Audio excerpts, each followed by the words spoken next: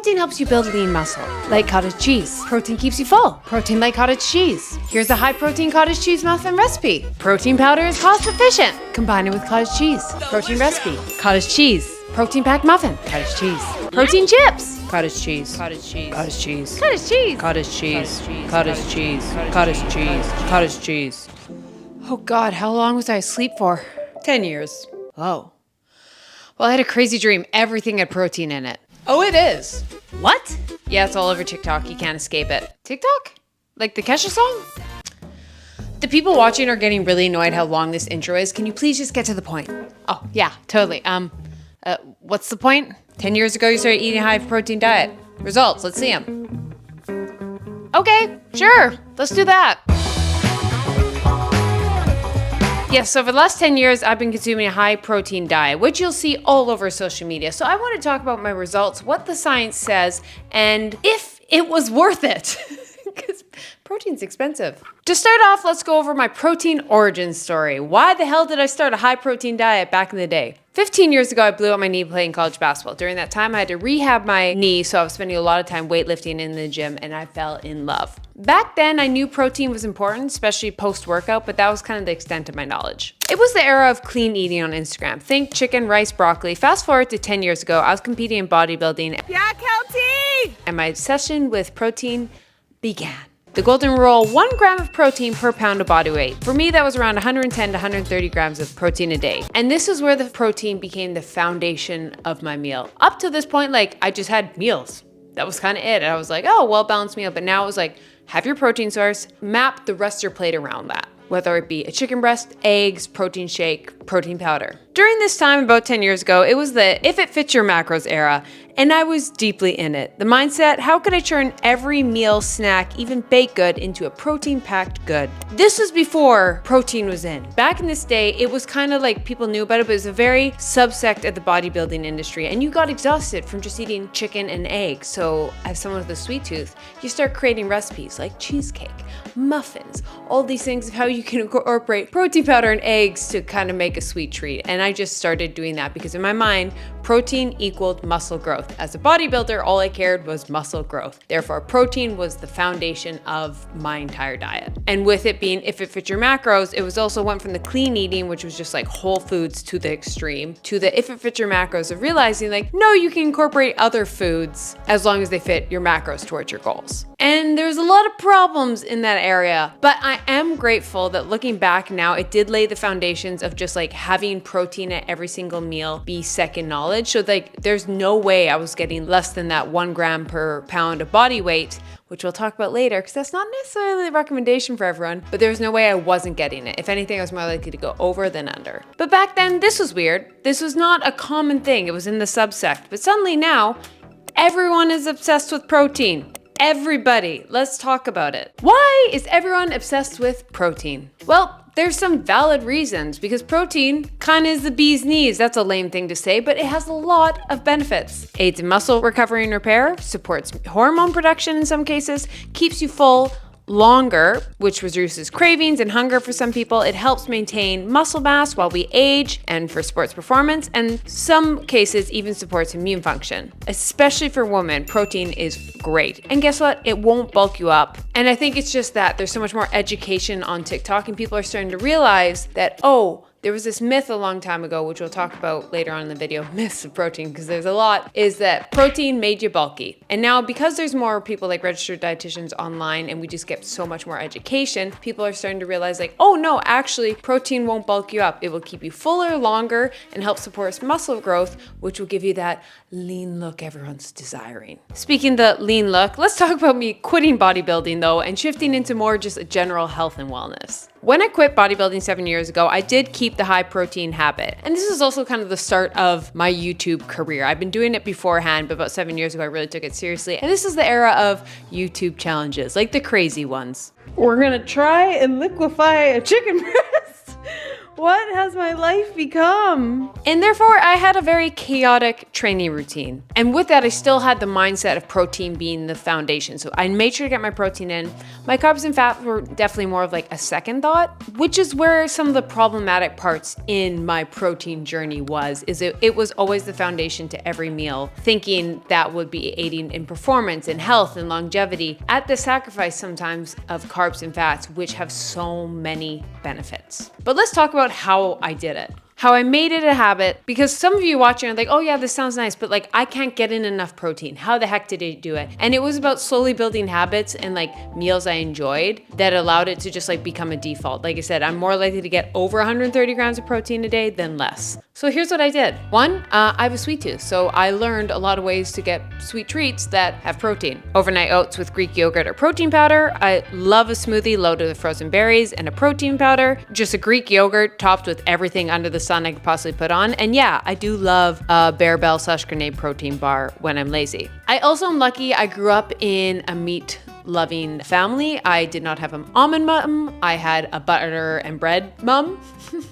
So eating meat came quite naturally to me. Like having it at 3 meals wasn't a burden because I like chicken, I like steak, I like all that. The only downside was the cost of it, especially back then. I was a college student just out of college. So here was some like the cost efficient ways I got protein in. Canned tuna, chicken, and beans. I got bulk protein powder, and then I just got budget cuts of protein when available. I went for sales, like on Tuesdays I had sale day. Chicken is on sale, so I will be getting chicken. I will be getting some of these. And I just kind of got whatever it was. It wasn't always the meat I liked. And then there were some definitely fails, but that's what I did. And then also as I got busier, a bit more money, I definitely changed to more like time efficient things. So whether it be buying pre-cooked meat, rotisserie chickens, going to like the hot food bars, or buying things like lunch meats and just like yogurt cups, those like single serving quick things that are high in protein when I had a bit more of a disposable income into my later 20s. Now, another habit I also picked up during this time is we talked a lot about, it went from the eating clean to, you know, high protein. And with that, a lot of like whole foods and protein sources, which are great. But if you're eating those and not prepackaged things, for the most part, I wasn't getting enough sodium because a lot of like rice, chicken, broccoli, those things are just plain. So there is no salt. You have to add salt to it. And back in the bodybuilding days, another toxic thing was like anti-salt. And so around the same time, another thing that really improved my energy and performance was electrolytes, because I'm an active individual. It's definitely not something needed for every single person, but someone who lives in a hot climate, has very laborious job, is working out an hour plus, doing endurance training, just fitness goers. A lot of people, either you're aspiring to get into fitness or it's part of your routine, should look into electrolytes if you're having that afternoon crash. Cramps, that was the big one for me. I was always get calf cramps. And of course, my favorite electrolyte is Element, the sponsor of today's video, because of its science-based ratio of 1,000 milligrams sodium, 200 milligrams of potassium, and 60 milligrams of magnesium. It tastes delicious. The citrus, grapefruit are my absolute favorite, but now that we're transitioning into the fall, I do love the salted cocoa because it tastes like a salted hot chocolate. It is delicious. Warm it up. It is peak fall winter vibes. And of course, I love drinking it before a workout or during a workout, just making sure I'm replenishing the fluids lost, because when you sweat, you don't just sweat out water, you sweat out sodium. So if you're very active, you really want to replenish your electrolytes as well to maintain your electrolyte balance. And of course, I'm not going to talk about it and not give you guys a deal. If you go to drinkelement.com/Keltie, you'll get one of their bestseller packets, which is a great way to try the most popular flavors like raspberry and citrus with your purchase. Once again, that's drinkelement.com/Keltie. Thank you, Element, for sponsoring this video. Now, up to this point, I won't lie. I was muscular, I was fit. Protein was definitely beneficial. I built a lot of that foundational muscle from sports, and that was more like a functional muscle and then aesthetic muscle when I was in bodybuilding, and I was able to do that from consuming enough protein. And having it a habit made it default. I didn't have to think about it. I caught sufficient ways. But with every story, there is a toxic part. And this is where it became slightly toxic, my obsession and love of protein. Which is why I even wanted to make this video, because I'm a little worried this is about to happen. Because like anything, the low carb diet, eliminate carbs so people lose weight, because it's just one way of calorie restriction. Low fat, once again, it's just you're more likely to be in a calorie deficit. So it works. And so people lose weight, therefore they think it's a solution. Protein, it keeps you you fuller longer, maintains muscle. It has a ton of health benefits. So especially like I do like the mindset, it's like let's have more, not less. And that allows people to eat towards their goals. But with that, a lot of people are achieving their goals. Sometimes people take the extremes and they think, oh, protein's great, and here's what can happen. About 3 years ago, I got into running, and this was my aha moment. I need to fuel my like an athlete and not a bodybuilder. I still get over 100 grams of protein a day, but I had to shift my focus to carbs. And I especially noticed this, I always had like low blood sugar. I always kind of had this like weird craving for the longest time, and I couldn't describe it because I would eat more and still would almost not have this like satisfying feeling. Sometimes it was eating more, but still focused on protein. And then I eventually realized like I need to focus on replenishing my glycogen stores, which I'm constantly depleting, especially doing more like endurance, cardio-based things like running. And that like odd hunger, it was a weird one. Like I'm like full, but kind of hungry.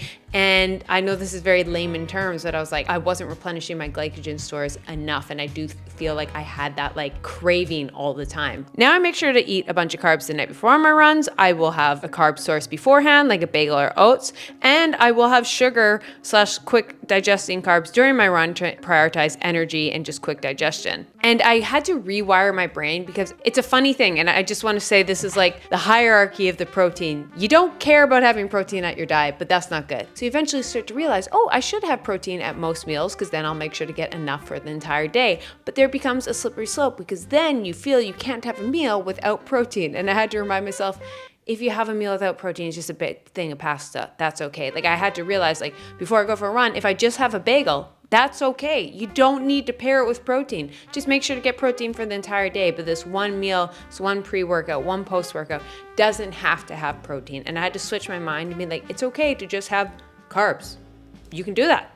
You can do it. You have free will. I could punch this wall if I wanted. We have free will. But also optimized for workouts because I think I was eating so much protein that I didn't receive any benefits because we'll talk specifically how much you need. But for me, I was hitting that max amount I needed a day for sports performance, recovery, health, and longevity. Anything over, I'm not going to get any benefits. Eating 140, 150, 160, there's no extra benefits. I tapped out on the max. But there's so many benefits I can get from fat sources, whether it be hormones, hair, skin. There's so much others from carbs because carbs have fiber, micronutrients, and just pure energy for my runs. And the more I run and the more energy I have my runs, the more faster I'll get because I have more energy during my run. So I think there becomes a point in diminishing returns with protein is you get enough and then there's other things you could do instead of just having more protein. Now let's also just talk about the cultural shift of protein's obsession right now. If we rewind 20 years ago, the big villain was fat. Then it was carbs, then it was clean eating, followed by fit your macros, then it was plant-based,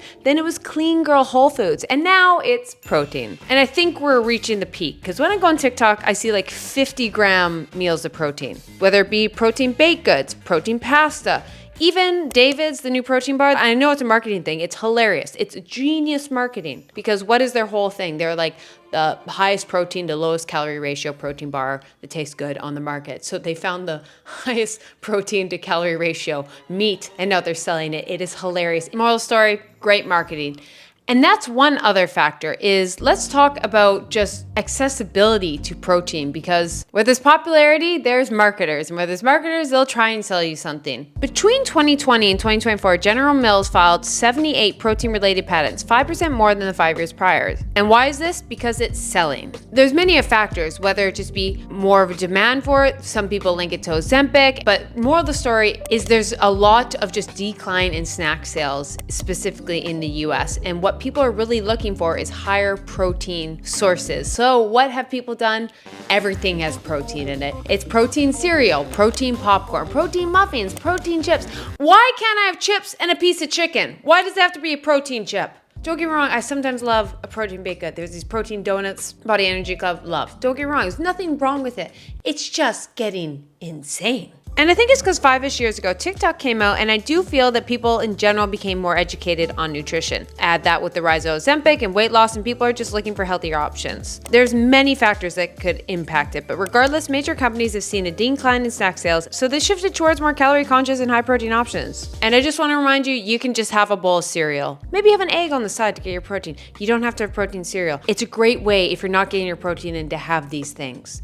Just remember the slippery slope if suddenly you realize your cereal has to have protein. I'm like, no, you can just have carbs in your cereal. That's fine too. So like, how much protein should you actually be having? You're asking this. This is kind of the universal belief from registered dietitians and sports nutrition professionals. For the general population, yes, people who are active, but just average gym goer. Most dietitians recommend 0.8 grams of protein per kilogram of body weight, which is actually only 45 to 60 grams. Realize that's also debated. Some people say, is that just enough to make you not deficient? Because sometimes realize with those nutritional labels you see, sometimes it might just be enough to not be deficient, not necessarily enough to be optimal. That's very debated, but that's just what the registered dietitians say you should have at least to make sure you don't have any issues. But that's general population. What about athletes or just very active people? Sports dietitians suggest 1.2 to 2 grams per kilogram body weight and depends on the intensity and sport. Now something completely different. What about bodybuilders? Someone it's not just about sports performance, getting faster, stronger. It's just about like purely building muscle size. People on the internet often recommend 1 gram per pound of body weight, but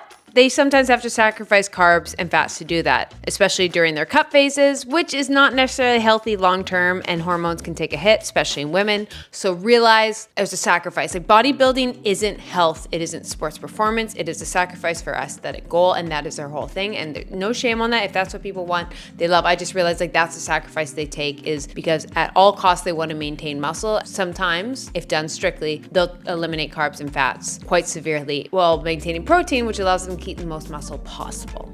But with that, like I said, a lot of negative health impacts that can happen from eliminating carbs and fat. Now, one reason women specifically avoided protein is the belief that it makes you bulky. So let's talk about it. I'm going to use primarily facts from Dr. Stacy Sims. What she recommends is women need consistent protein throughout their day to help support muscle recovery, hormone health, and sports performance. She recommends about 30 grams of protein per meal, depending on your size. You can space it out about 3 to 4 hours. And really, she emphasizes leucine-rich sources like meat, dairy, or whey. But yes, carbs and fats are equally essential, especially regarding your menstrual cycle. Fueling properly can make or break how you feel during your workouts. And yeah, a lot of women are changing that long, lean look. It just pretty much means just having some muscle mass, and the easiest way to get that is protein. There's only so much your body can have in a day, and your body can only gain so much muscle in a day. So this is just optimizing that. You will not get bulky. It is so hard for women to get bulky. What about protein sources? According to Carlo Prado, a professor at the University of Alberta, research chair in nutrition, body composition, and energy metabolism,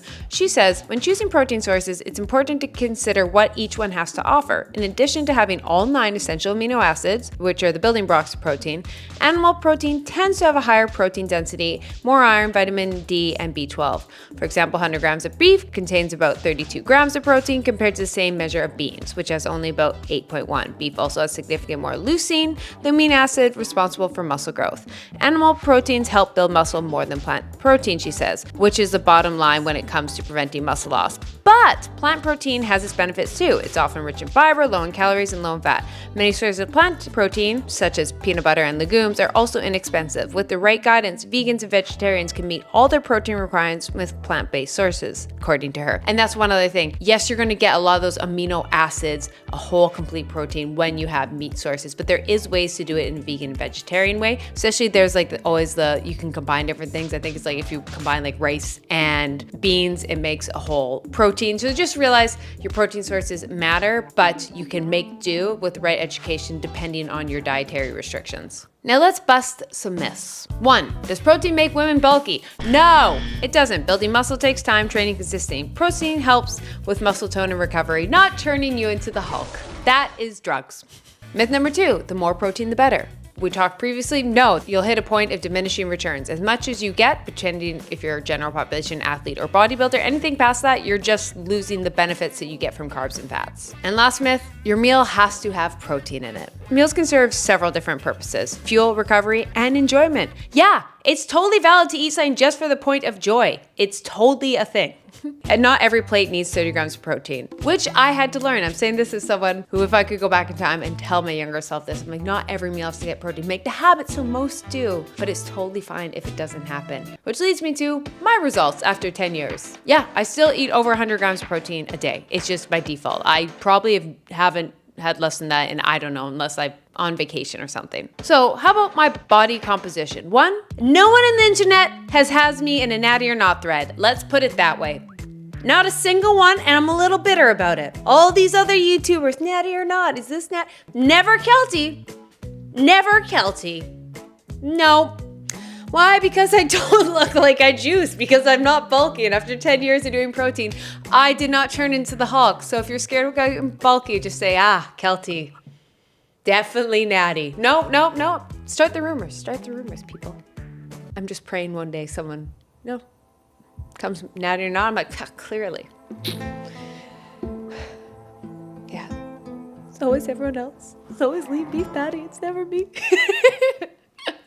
But all jokes aside, you won't get bulky unless you purposely whole goal is focused around being bulky. But in terms of look and body composition, it did, I would say, turn me from that quote unquote, I hate to even say this term because it's such a bad one, but it's what we know online as skinny fat. But I think that's just most common things people could think of versus like long and lean. And definitely my weight hasn't changed really at all over the last probably since I was 18. It's always been within 5 pounds, but the look of my body has changed a lot. And I think that's just from like body recomposition and just building more muscle and just kind of been at a maintenance. There was periods in my bodybuilding world where I bulked and cut, but now aside from those couple of years, like it's always just been at maintenance, but I do put on muscle.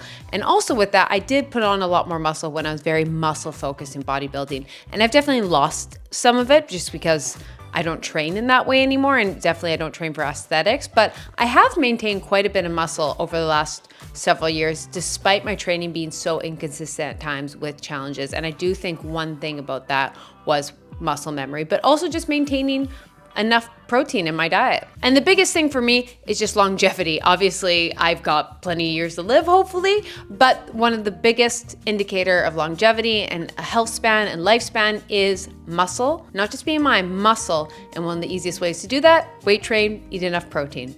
So I'm hoping that's the reason I live long.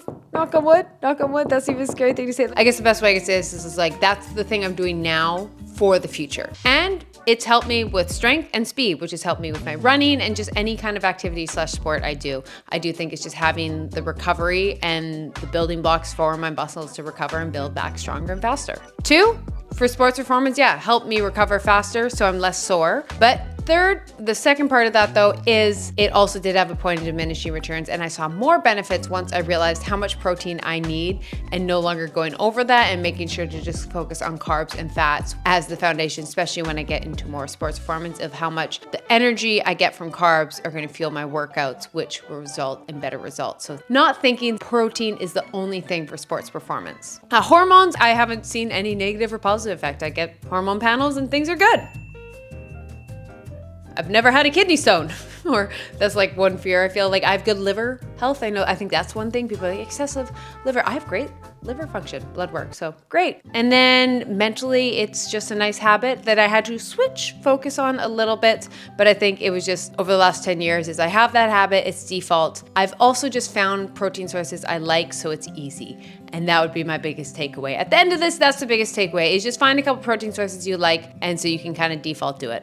And do it over time, and you'll slowly see changes. And you don't need that much, but you definitely need some. So some of you watching, I need you to up it up because you're not having enough, and I want you recovering better and feeling stronger, and it's good for your body. But some of you, chill. You don't need protein popcorn. Just go have some popcorn. You had 3 chicken breasts today. You don't need a protein muffin. Just have a muffin. Have the pancake. Just have a pancake.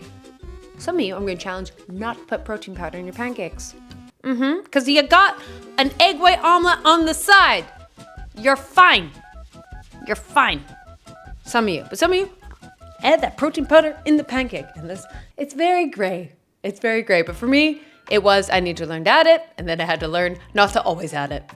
And that is wellness. So at the end of the day, how much protein you need depends on if you're a general population, sports performance, bodybuilder. And lastly, after 10 years, I've come to one conclusion. I still hate cottage cheese. Please stop promoting it to me. Have a great day. Go pet a dog. Love you guys. Bye.